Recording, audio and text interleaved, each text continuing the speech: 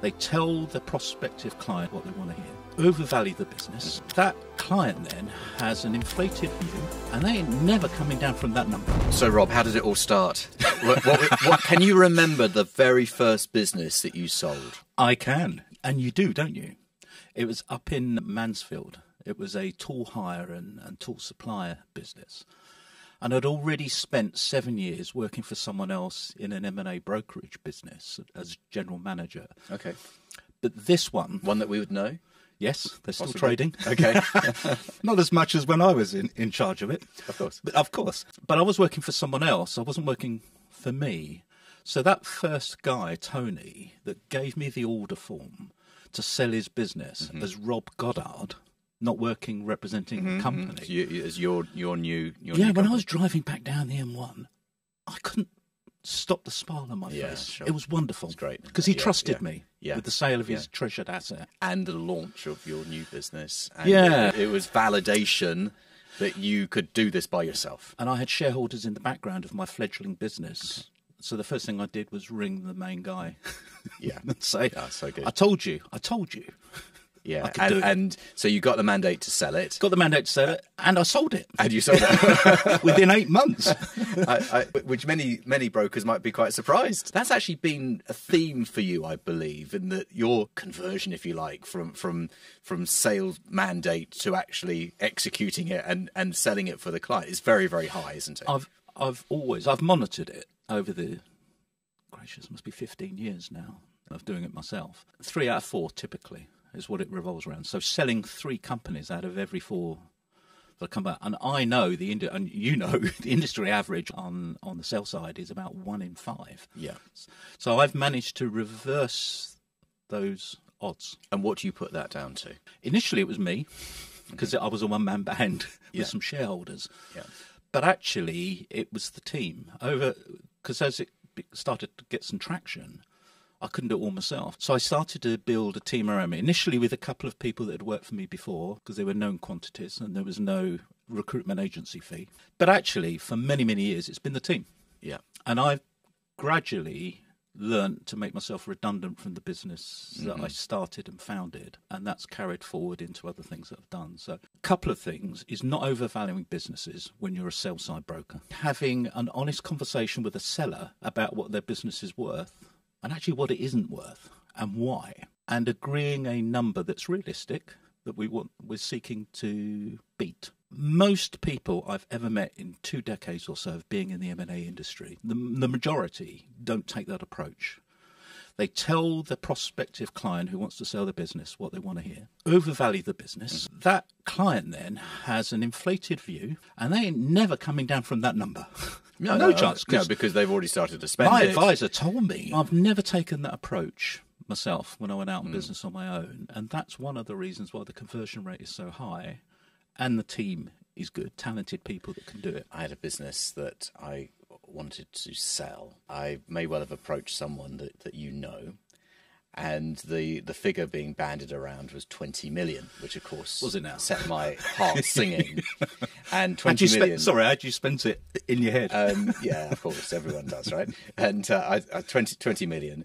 And then the moment that contract was signed, the number 20 was never mentioned ever again. It was like that number just didn't exist anymore. Funny, well, after you'd signed the contract. Absolutely. And started to pay the retainer. Yeah, exactly. And of course, I did sell it, but it wasn't anywhere near the 20. Well, on social media in recent years, giving the naked truth to people that want to listen and hear and expose this, because I think it's an indictment against our industry that so many people are, I would say, we're not regulated yet. Sure. M&A. It's misselling, because you're telling someone something that's not true, really. Okay, it could be worth. Well lots of things could happen. So I've always worked with 2 numbers with my clients. One is the realistic price that me and the client agree as a minimum walk-away price. And if there's more than one shareholder to my client's business, then we agree that around the table. Yeah. And I document it, not in the board minutes, but because they may go across the other side at some point. Sure. It's a minimum walk-away price. We don't disclose it to the other side, but we're all on the same platform. We're all on the same page. Then, when we go out to market, the other thing that is caused success I've experienced is competitive tension. The same thing that you teach from the other perspective. Absolutely. You know, I'm seeing 7 companies today, you know, that I might be interested in buying one of them. It holds true on the other side of the fence. Mm-hmm. So competitive tension can drive up price, and I found on average 134% difference between the lowest offer and the highest. But the highest bidder isn't necessarily the best bidder. It might be number 2 or number 3 because there's a better fit. Well, one of the larger and better known private equity firms that is a spin-off of a high street bank is well known for overbidding in order to knock everyone else out of the exclusivity. The game, get the exclusivity, and then they chip at price all the way up to the day before completion. So you end up with less than what you'd have got if you'd gone with someone else. Yeah, that's just their strategy. It's a tactic. Yeah. And they wouldn't be the alone in that. The astute negotiators will do that. So competitive tension, having the right people, and having a realistic price in mind before you go to market are key. But that message isn't out there sufficiently, which is why I spent years on LinkedIn particularly, getting that message out to the public.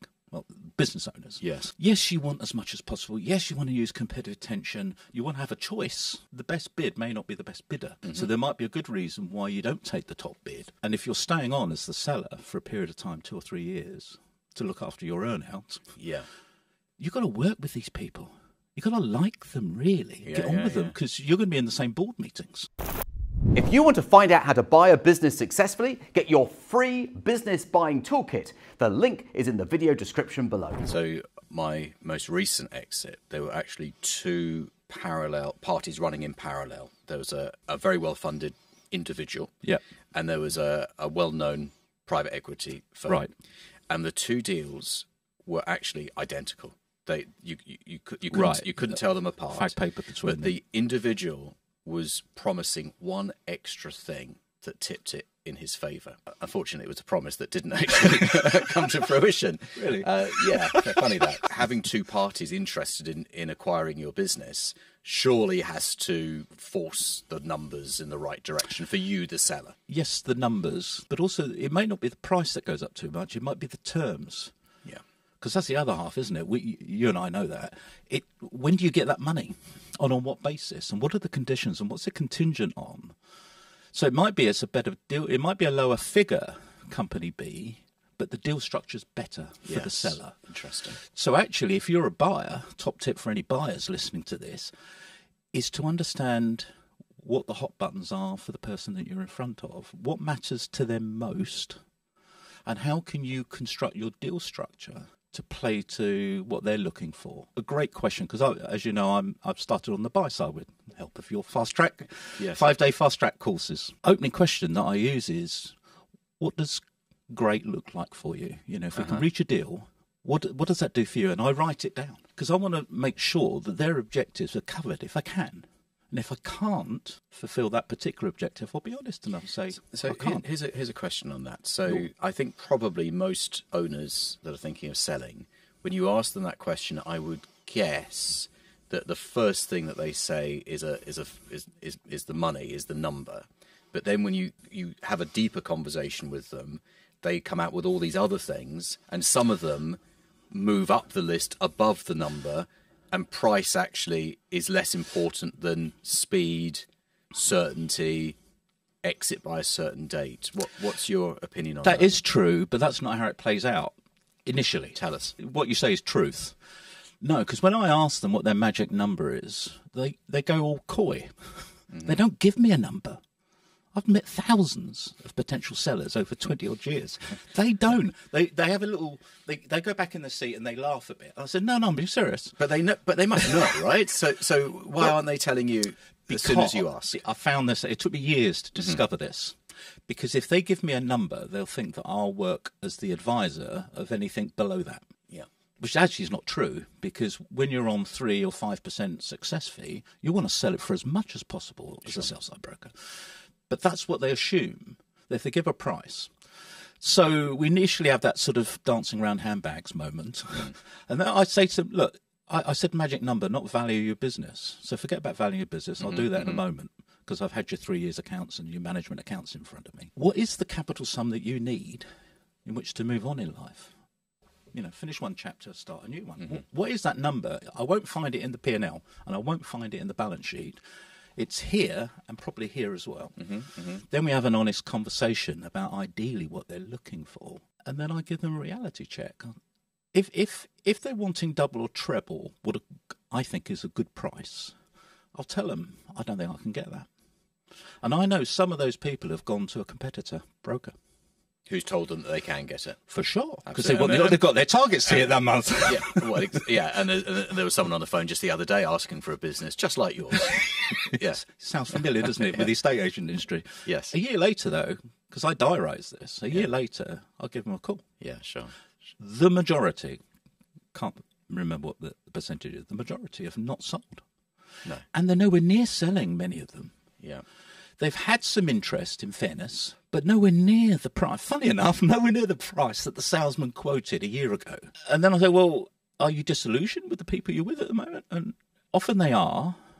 They still want to sell. So I said, well, what's your exit terms then with the broker? Is there some sort of clawback clause?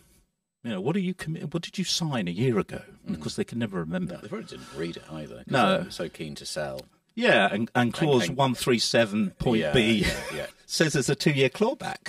I've often wondered whether someone with poor eyesight could use that as a defence about not understanding a contract that they signed. They couldn't actually read the contract. Visually impaired. Yeah. I think business impaired. And I say, well, there's a conversation you've got to have with your existing people. Because often there's a clawback that if you terminate your contract with that advisor, if you sell it within a period, a year or two, then you've got to pay a success fee. Because they expect someone who's going to cancel it may well have found a buyer elsewhere and is trying to get out of paying the And do you know what? Some sellers do that. They try and cut out the broker that brought all the people to the table. So I can see what's in there. But usually there's the conversation to be had. And then the seller that I'm speaking to says, OK, I pay them the success fee if you go ahead and sell it, Rob. Well, I work for nothing. Well, I've already spent money with the other company. I said, yeah, it's the cost of getting it wrong. I've never done a deal on fees. I've just said, look, it's going to cost you more because you made a mistake. But that's fine. We all make mistakes in life. It's a learning. Take it as a training course, I tell them. So earlier on you mentioned that terms are as important as yes, price. On a deal structure. So in 2017, I sold a business to a trade buyer. And they actually offered me 2 options. One had a larger initial consideration and then a smaller amount of deferred. And the deferred was linked to revenue of the business for the next 3 years. Yeah. And the other was smaller initial and then a higher deferred. I actually went for the smaller initial. I went for less money up front because I didn't have a sort of an urgent requirement for cash. But I believed in the business that I was selling, and I was willing to back it with those beliefs. And I'll never know whether I came out on top because there was no way of knowing what would happen otherwise. So those terms aren't always. I mean, every buyer believes every seller is after as much money up front as possible, but not in every case. Exactly. It's not always about the money. It's about other things. It's quite hard to find those out because they haven't made themselves vulnerable to the other side. Yeah. But you've got to do that in business, I think, because you'll never make progress. And what your tactic or your strategy, rather, is spot on. And that's how I've trained exit clients. Always an offer has to have 2. And I learned that donkeys years ago in sales training. It's a good negotiation tactic. You've got A, B. Mm-hmm. That's an alternative close. Absolutely. They've got to make a decision. Yeah, rather than you haven't got is I'll think about it. Yeah. If you're making 2 offers, then that's what we've encouraged all buyers to do. But we have to train the exit clients before a meeting to say, look, they're likely to make an offer. We want them to make 2 offers. One is cash up front, pretty much, with very little lead. It's a clean deal. Mm-hmm. Or there's one which is a bigger number, but you've got to wait a period of time and it'll be contingent on something. But exit clients like that. They think, okay, so it gives me a bit of choice. So not only are you getting 8 people around the table wanting to buy your business, most of them, 4 out of 8 will make an offer. And of those 4 offers, there's 2 offers on each offer letter. That's good. So I think giving choice, and you're right, it isn't all about the top number. Yes, it's important, but it ain't the only thing. Buying a business is a roller coaster, which is why you need a lawyer who knows what he is doing. So why not use mine? His name is John Andrews, and you can find his contact details below this video. So let's talk about brokers, and in general, I have come under some considerable attack from some quarters, especially on social media, by people who don't like my line from going back several years of don't go to brokers to buy a business. And of course, brokers might feel that would somehow damage their business. Where in actual fact, the more specific version is don't go to brokers for your first deal.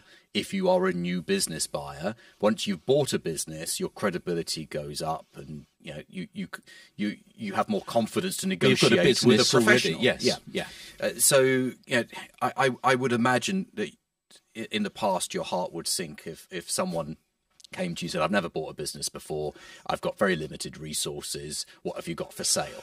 They're wasting their time, because particularly with mine and our methodology is to look for a number of potential interested parties. If you've not done a deal, you haven't got your own cash that you can do proof of fundings with bank statement, that's a tough uphill battle for that individual. You're an unknown quantity. Unknown quantity, and there'll be others out there, strategic purchasers, that have got a trading business with a P&L and a balance sheet. So it's uphill battle. There are some things that are giveaways, right? Because they don't say I haven't got any money, or I'm going to use other people's money, and I only set up the business a week ago on company's house. The giveaways to me is any sector, any amount.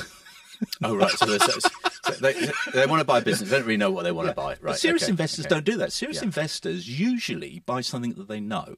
Yes. And got experience in. Yes. They also have a long list of criteria, things that they're looking for, things that they're not looking for. They normally have a band, geography, size. Yeah, so it isn't anything from 50,000 to 50 million. It doesn't work like that with investors. So those things are a big giveaway on a LinkedIn DM. The conversation's so broad, it's not your job to help them narrow down their filter. So get focused, deciding what they want to buy. Yeah, it doesn't matter if you give 3 or 4 industry sectors you're looking to buy into. Have a narrow band. It won't be 50,000 to $500 million. It won't be. Is it 50,000 or is it $500 million? No. But if you've done your first deal, and therefore you're going to be a lot clearer on what you want. You probably want something similar to the business you just bought, but a bit bigger. And you might be able to borrow off the back of that first business. Exactly.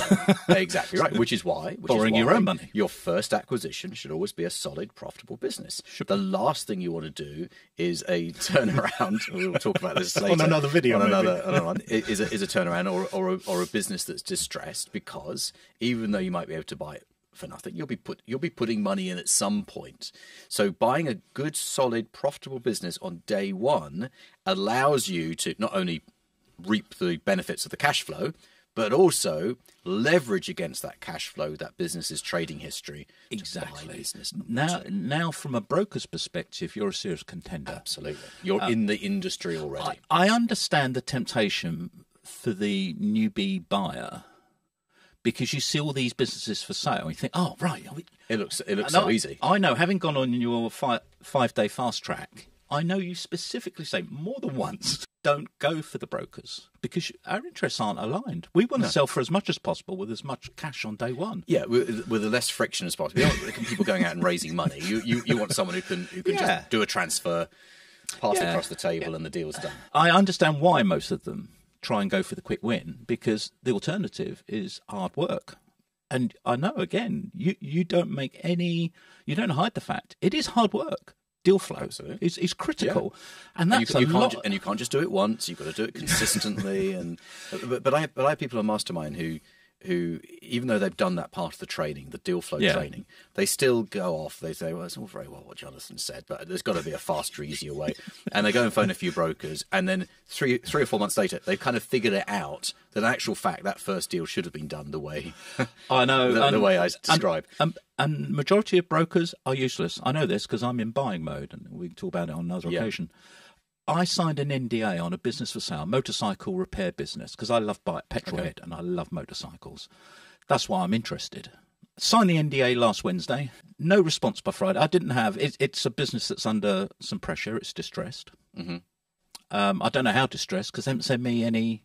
So when you say last Info. Wednesday, today's Monday. So Yeah. Yeah. So 5 days later, yesterday I looked up who the two owners of the insolvency practitioner, or the two main partners, and I did a DM on both of them. I sent them messages. Right. Said I've been waiting. You want offers in by next Friday. So it's with an IP already, is it? Yeah, but they've got an advisor working for them, hence the sort of broker thing. This is frustrating because I would make an offer, and I put in my DM yesterday, I'm looking to make an offer on Monday, i.e. today. Yeah. But you've not given me access to the data room or any info, so how can I make an offer? Well, we know probably what's going on there. Do we? Yes, the deal's already been done. But I know this to be true when you're dealing direct with brokers. That they're useless at getting. Some of them are useless at getting the IM out to you, the information memoranda, after you sign the NDA.